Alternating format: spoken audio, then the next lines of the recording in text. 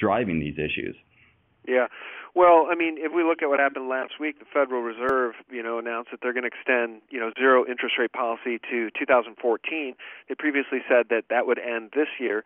And, as Jim Sinclair has been saying, long before they admitted to this zero interest policy into 2014, he's been saying it's QE3 to infinity, which is going to be the death of the currency. And John Williams has said, and he's continued to forecast, and he's stuck to his guns, he's predicted hyperinflation in the United States in 2014. So, yeah, the only guy talking about, constitutionality across the board as it pertains to our monetary policy, as it pertains to our foreign policy, is Ron Paul. And, the rest is just madness. And I'll one-up you on the Newt Gingrich Federal Reserve issue. Even worse is when Romney was recently asked by a female in one of his quote-unquote rallies, and I'm always really curious about how much real grassroots support those rallies contain and how many people are paid to be there or coaxed to be there under other, for whatever reason. But one of these women in his at one of his rallies recently asked him about the NDAA. And she asked him, and she noted its unconstitutionality and the dangers of it in S. 1867, and she asked him, if you become president, will you do away with this, this indefinite detention, and will you look into this? And he played possum, and he said, well, I will have to look into this. He, basically said, I don't know much about it. But then he went right into the Islamic fundamentalist terrorist thing, and that there are people trying to kill us, and so that he ultimately would support it. And see, that's the crime. I mean, that's the crime against the people, which is now completely blatant, and anybody who is even remotely awake can see what's going on here. And what it is what's going on here is the establishment, bought and paid for politicians against the people. Right. Yeah, it's disgusting. It is disgusting. It's shameful, I think, is probably a better word for it. But you have these establishment candidates that are being pushed by the media, even though Ron Paul has garnered a lot of more attention than he used to. They're still ignoring him, and it's almost like they choose who is going to be the next president, which we can see from the recent, well, I guess it's kind of distant past to most Americans, but the 2008 elections. Obama was the poster child. He was the one that was predestined to be president, and I almost feel that's what they're doing now. They only give you two options, and so you have one of their two candidates, and you don't really get another choice. Yeah, that's right. No, you're absolutely right. They absolutely do choose for us, and they give us this guise of a democracy. I mean, they'll give you two candidates, and you can choose one. I mean, that's your choice. That's as far as this democracy goes, and it's quantifiable. I mean, we're not just saying they choose our candidates and there's puppet masters. That's a fact. You can watch the documentary starring Bev Harris from blackboxvoting.org called Hacking Democracy. Watch it for free on YouTube. You guys should Google it. It's fantastic. If you haven't seen it, that'll teach you, it'll tell you everything you need to know about these Diebold voting machines, and that those that control the machines control the vote, and those that control the vote control the destiny of this country. And that's what we're up against. And if you want to go back further in time, if I had been making YouTube videos back during the Bush-Cheney run for the White House, I would have made a video about this, because I remember distinctly over the course of about a week or two, maybe longer, every single pundit on every single news network, and it didn't matter who they were, NBC, ABC, CBS, MSNBC, Fox News, they all did this shtick about Cheney as having gravitas. And I'd never heard that word.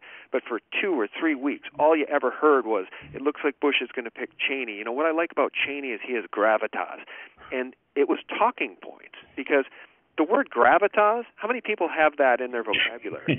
And for 3 weeks, that's all I saw, and it didn't matter if it was a reporter or an anchor or a pundit, they all used the word gravitas. And what Cheney would bring to the ticket was experience with Halliburton as a CEO, and he has tremendous gravitas. And boy, did that help wake me up, because it's like this Conan O'Brien clip that I included in my Ron Paul the Fix Is In video, which is Conan O'Brien is going to push the envelope on late-night TV. And all across the country, and the clips are there. You can watch the clip. Conan O'Brien played it on his show, and it goes on for like 3 minutes. You've got clips from every little news station across the country, every news affiliate, ABC, CBS, or no, it would be whatever network Conan is on. But the point is that they all read the script, Mm-hmm. as though they had written it. But they hadn't. It was written for them. They pulled it off the wire. It was a talking point. And that's what we're up against today. The AP, Reuters, ultimately owned by Rothschild and Sons. I mean, this is what we're up against. We don't have a free media. I mean, the only real news we get is alternative news. Infowars.com, Zero Hedge, WhatReallyHappened.com, SGT Report. That's where we have to get our news these days. If you want to know, or go outside the country, RT and so forth. But we're living in the matrix for sure. Yeah, we try to have, organizations to fight the corruption. And a case that I'm trying to bring to light is the recent media blackout on the internet, right, to protest SOPA.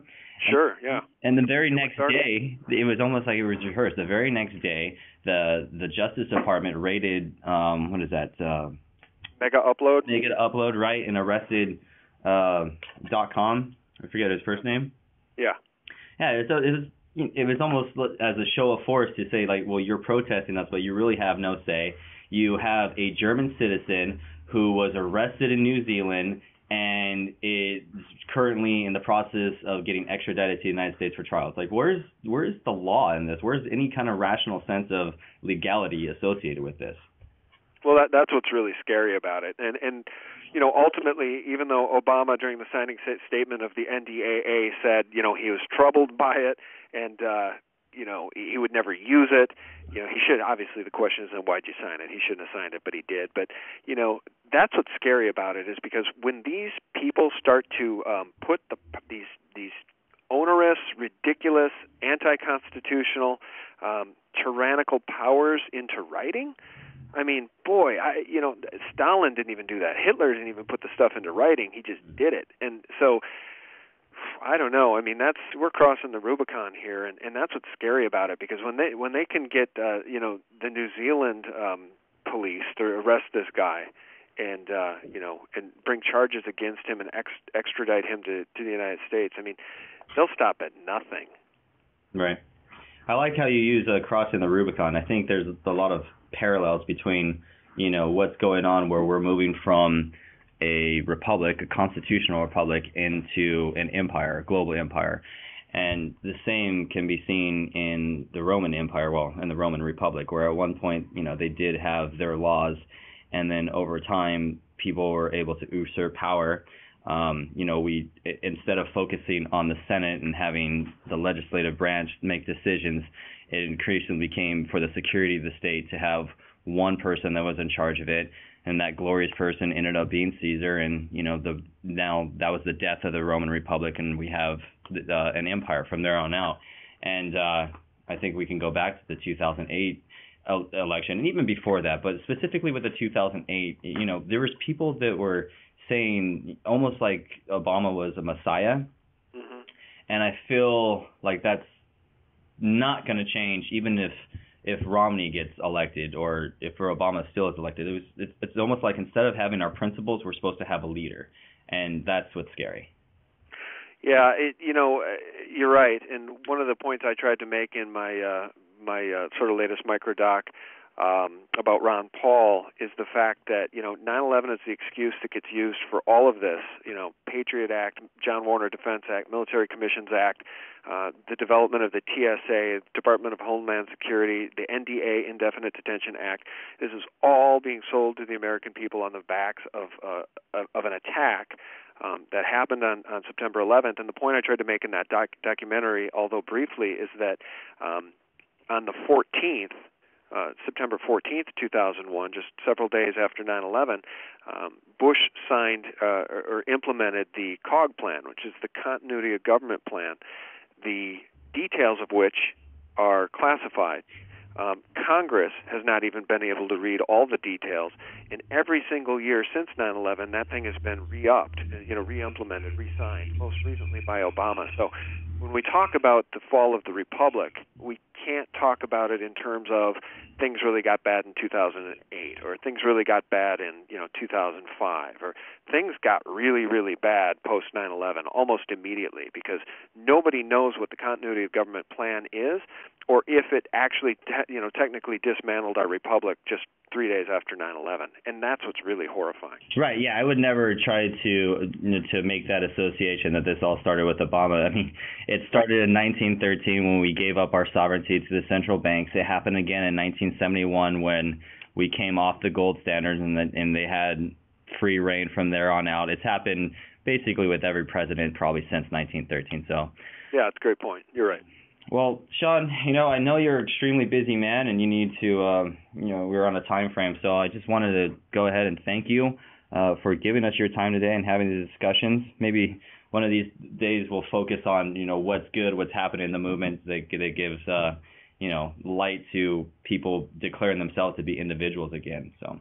Yeah, well, thanks, Joseph. And for those who don't know, I do have a day gig, so I should probably get back to work. But it was a pleasure talking to you over my lunch break here, and we're all in this mess together. So I think one of the most hopeful things is that people are starting to wake up to this tyranny, and so now the trick is people need to continue speaking out against it, because that's the only chance we have. Right. Well, thanks again. It's Sean at SGTreport.com.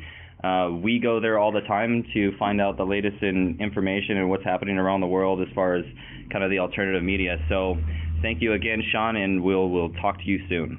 Okay, thanks, Joseph. Take care. Yeah, bye. Bye. Thanks, everyone, for listening. Please go to www.libertycpm.com for the latest financial and world news updates.